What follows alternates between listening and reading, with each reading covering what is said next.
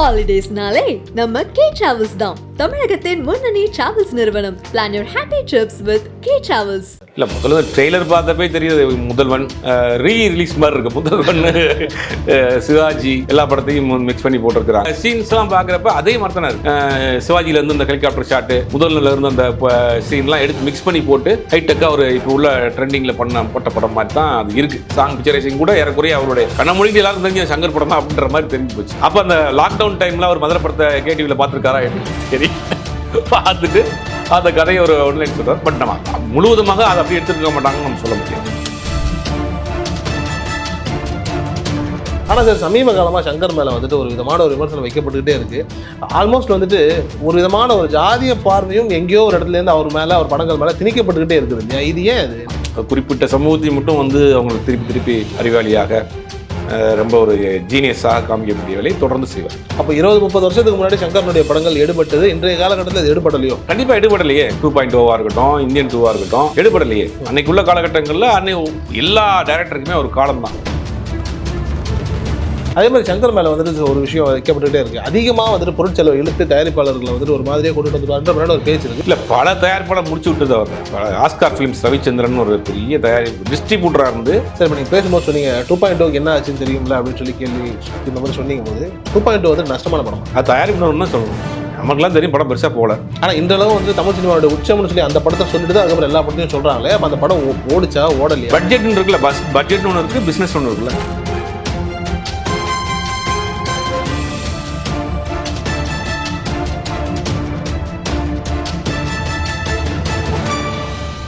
Again, Tamil has the highest viewership in India, USA, UK, Dubai, UAE, Saudi, Malaysia, Singapore, Norway, Sweden, Switzerland and Denmark. Join us and take your business to the world. ஆகாயங்களுக்கு வணக்கம். நான் உங்கள் அஷ்ரஃப். இன்று நம்மோடு இருப்பது cinema மற்றும் அரசியல் விமர்சகர் திரு ஜுபேர் அவர்கள். வணக்கம் சார். வணக்கம். கேம் சேஞ்சர் பொங்கலுக்கு வருது அப்படின்னு சொல்லி பரபரப்பாக பார்த்துட்டு இருக்கும்போது ஒரு பக்கம் வந்துட்டு படத்துக்கு ரெட் கார்டு போடுவாங்கன்றாங்க, இன்னொரு பக்கம் பார்த்தா படத்தில் வந்துட்டு பெரிய டிமாண்டே இல்லை, படம் வியாபாரம் இல்லை, இப்படி ஏகப்பட்ட சிக்கல்கள் இருக்குல்ல. என்னதான் நடந்துட்டு இருக்கு கேம் சேஞ்சர்? இல்லை முதல்ல ட்ரெய்லர் பார்த்தப்பே தெரியுது முதல்வன் ரிலீஸ் மாதிரி இருக்கு. முதல்வன் சிவாஜி எல்லா படத்தையும் மிக்ஸ் பண்ணி போட்டிருக்கிறாங்க. இது என்னென்னா ஒரு அரசியல்வாதிக்கும் ஒரு அதிகாரிக்கும் நடக்கக்கூடிய முதல்லாம் கதை.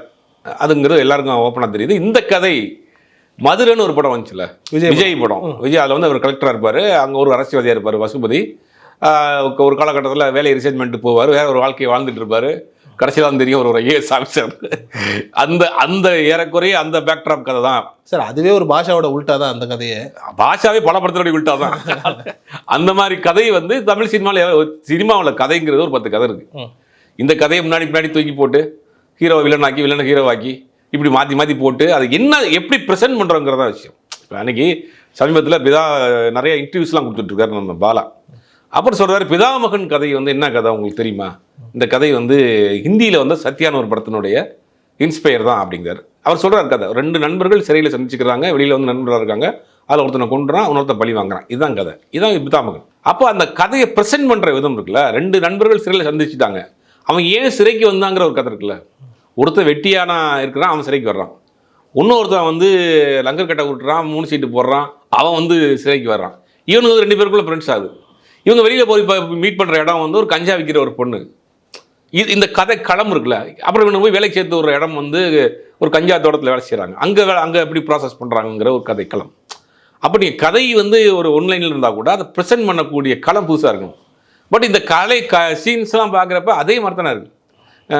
சிவாஜியிலேருந்து அந்த ஹெலிகாப்டர் ஷாட்டு முதல்ல இருந்து அந்த சீன்லாம் எடுத்து மிக்ஸ் பண்ணி போட்டு ஹைடெக்காக ஒரு இப்போ உள்ள ட்ரெண்டிங்கில் போட்ட படம் மாதிரி தான் அது இருக்குது. சாங் பிக்சரைசிங் கூட ஏறக்குறைய அவருடைய கண்ணமொழிக்கு எல்லாருக்கும் தெரிஞ்ச சங்கர் படம் தான் அப்படின்ற மாதிரி தெரிஞ்சு போச்சு. அந்த கேம் சேஞ்சர் படம் ட்ரெயிலர் ரிலீஸ் ஆன பிறகு இப்போ ஆந்திராவிலையும் சரி தமிழ்நாட்டிலையும் ஒரு சின்ன பிரச்சனை ஆந்திராவில் இப்போ கிளம்ப ஆரம்பிச்சிருக்கு. அந்த படத்தில் வந்து நடிக்கக்கூடிய சூர்யா அவருடைய பேர் பொப்ளி ராஜா அப்படின்னு வச்சுருக்காங்க. பொப்ளி ராஜா ஒரு பெரிய பேர். அவர் பேர் ராமகிருஷ்ண ரங்காராவ், அதை தான் பொப்ளி ராஜா அப்படின்னு சொல்லுவாங்க. ஒரு பெரிய ஜமீன் பரம்பரையை சேர்ந்தவர். ஆங்கிலேயர் ஆட்சி காலத்தில் ஒருங்கிணைந்த சென்னை மாகாணம், தமிழ்நாடு ஆந்திரா எல்லாம் சேர்ந்த ஒருங்கிணைந்த மாகாணத்தினுடைய கவர்னராக இருந்தவர் பொப்ளி ராஜா.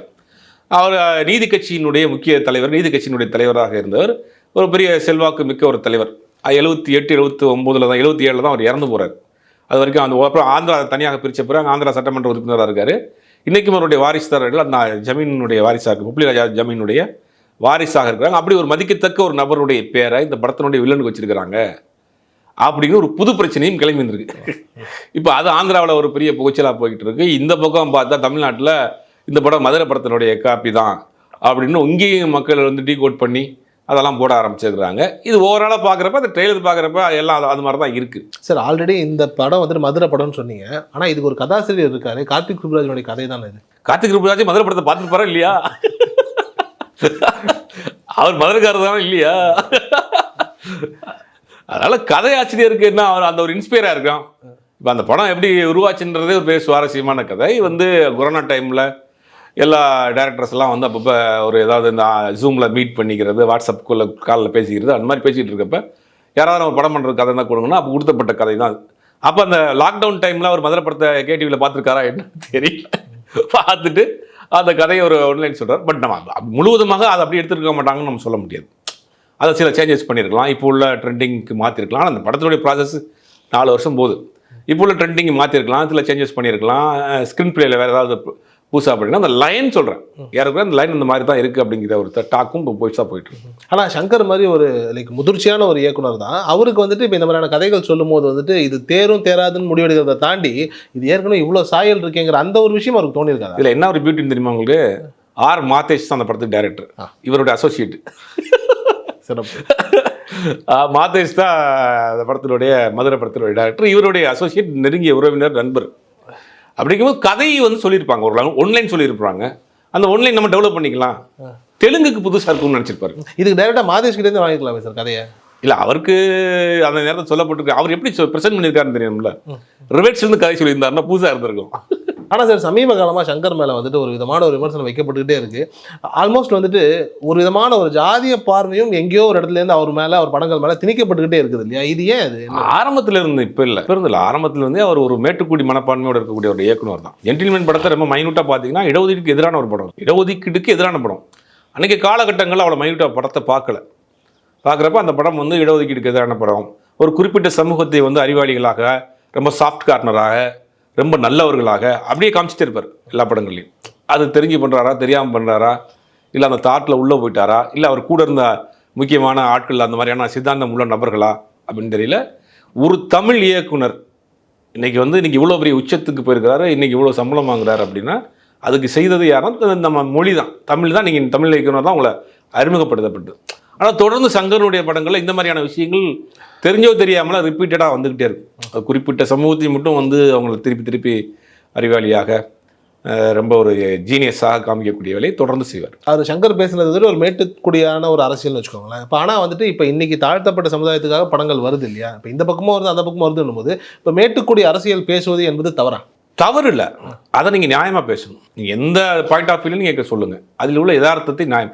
இடஒதுக்கீடுக்கு எதிராக ஜென்டில்மேன் படத்தில் சொல்கிறாரு அப்படின்னா இடஒதுக்கீடு எதுக்கு கொடுக்கப்பட்டதுங்கிற அதை சொல்லியிருக்கணும்ல. இப்போ 450 மார்க் வாங்கிட்டு எனக்கு டாக்டர் சீட் கிடைக்கல, அவன் 300 மார்க் வாங்கிட்டு டாக்டர் சீட் வாங்கிட்டு போயிட்டான், அவன் எத்தனை தலைமுறையாக அவன் பின்தங்கி இருக்கிறான், அவங்க தாத்தா அப்பா யார், அவங்க பாட்டி யார், அதனால் அடுத்த இடஒதுக்கீடு எதுக்கு கொடுத்தாங்க?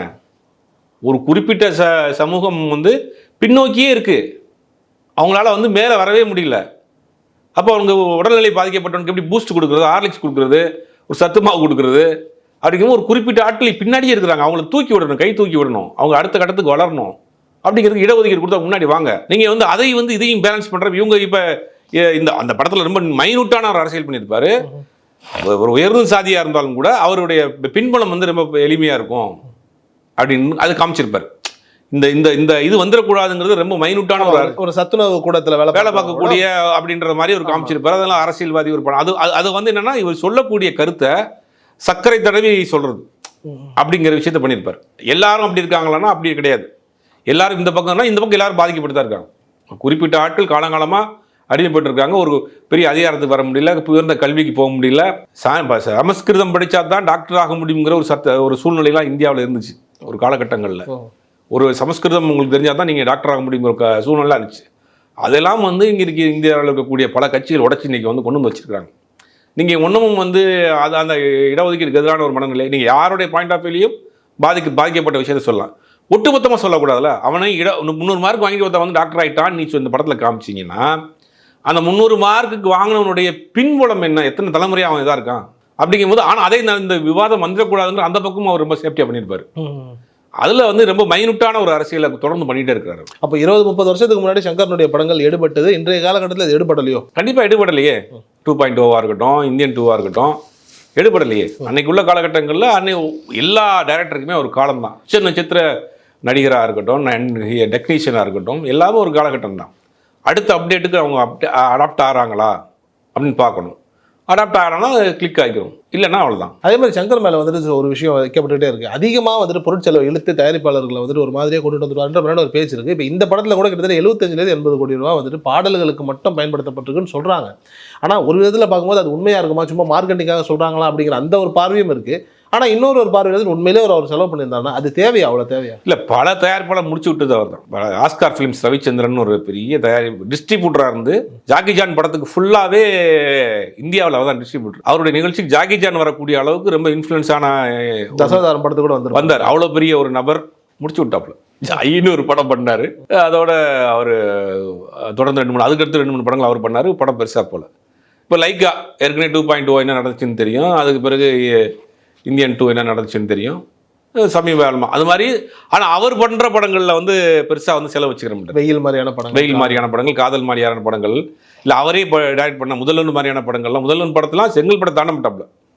கனவுக்காக பாடல் காட்சியாக இருந்தாலும் நீ செங்கல் படம் தாண்டக்கூடாது அப்படின்னு சோழக்காட்டில் வந்து ஒரு பொம்மைக்கு வந்து பெயிண்ட் அடிச்சு விட்டு பாட்டை முடிச்சுட்டு வந்துடணும்.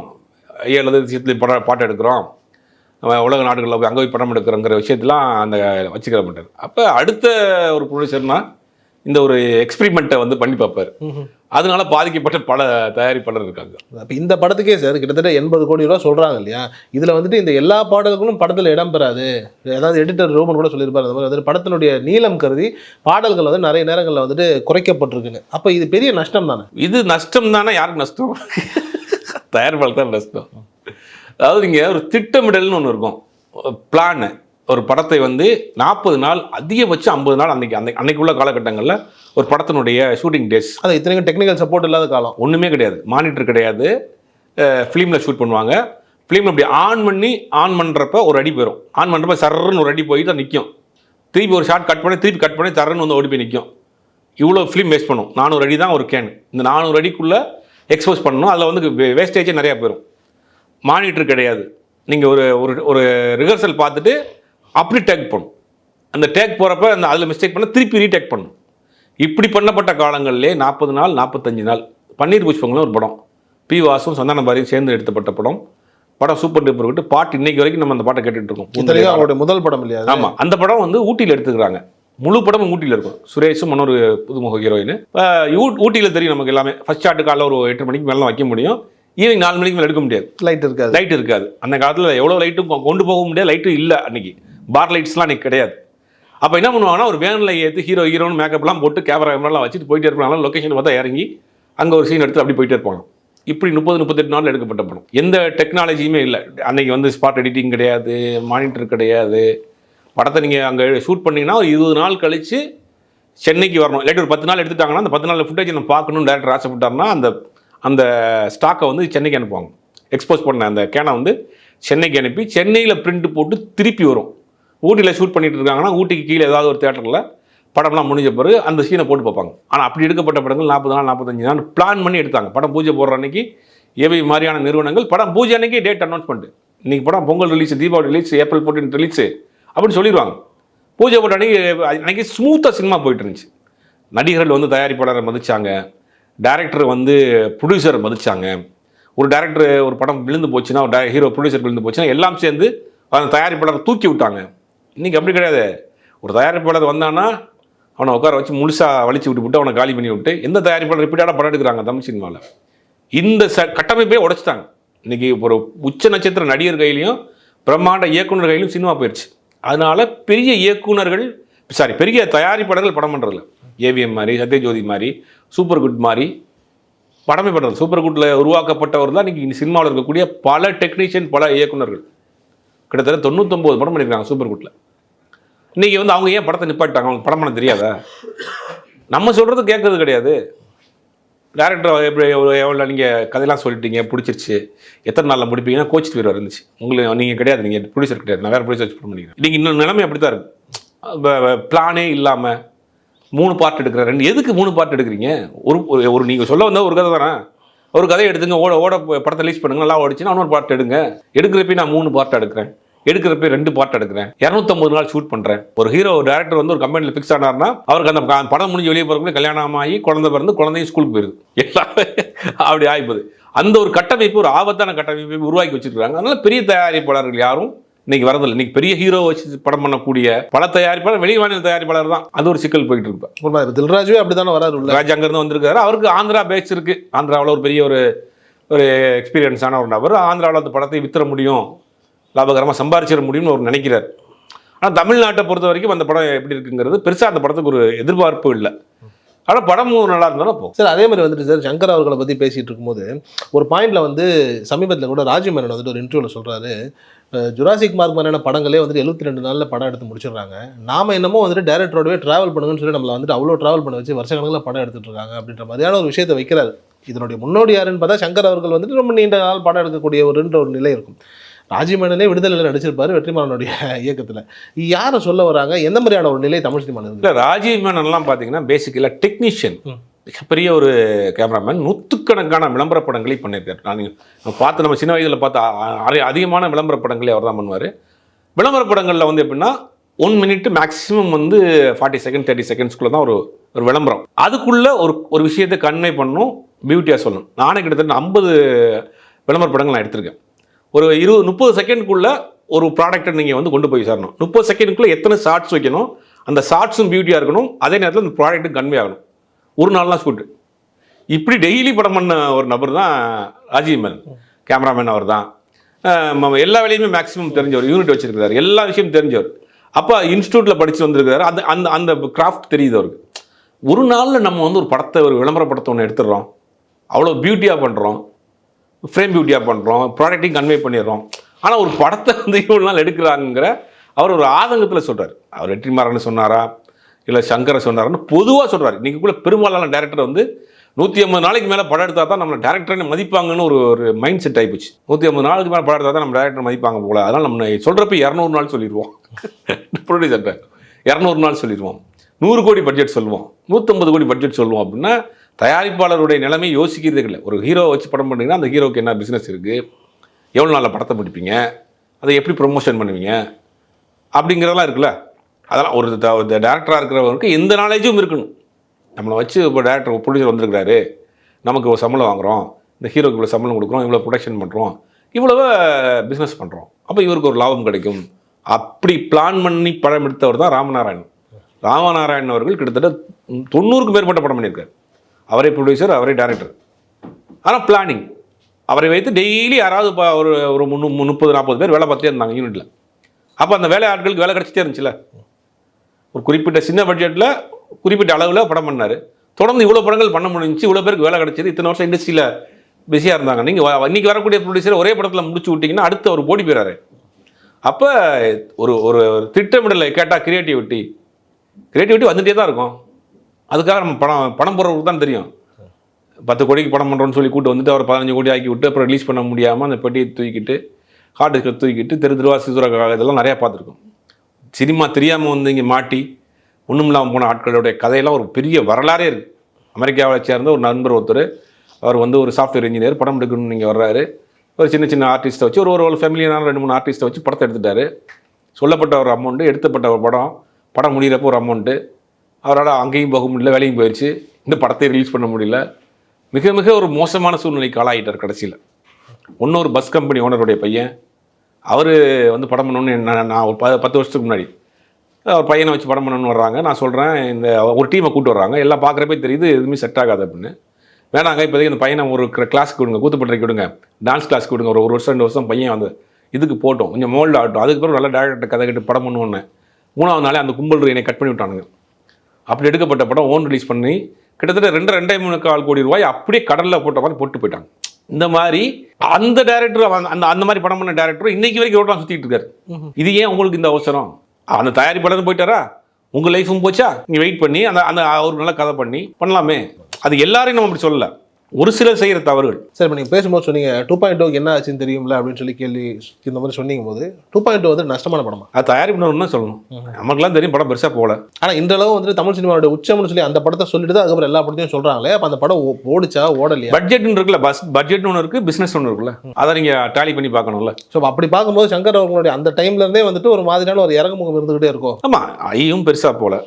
செலவு பட்ஜெட் வந்து உங்களுக்கு விக்ரம வச்சு ஒரு குறிப்பிட்ட அளவில் சின்ன பட்ஜெட்டில் ஒரு படம் பண்ணீங்கன்னா அந்த படம் பெருசாக போகுது. அதாவது விரலுக்கு தகுந்த வீக்கம் சொல்லுவாங்க, அது மீறி போகிறப்ப என்ன ஆகும், வருமானத்துக்கு மேலே செலவாச்சுன்னா. ரொம்ப நன்றி சொன்னார். ஹாலிடேஸ்னாலே நம்ம கே டிராவல்ஸ் தான் தமிழகத்தின் முன்னணி டிராவல்ஸ் நிறுவனம். Plan your happy trips with K Travels.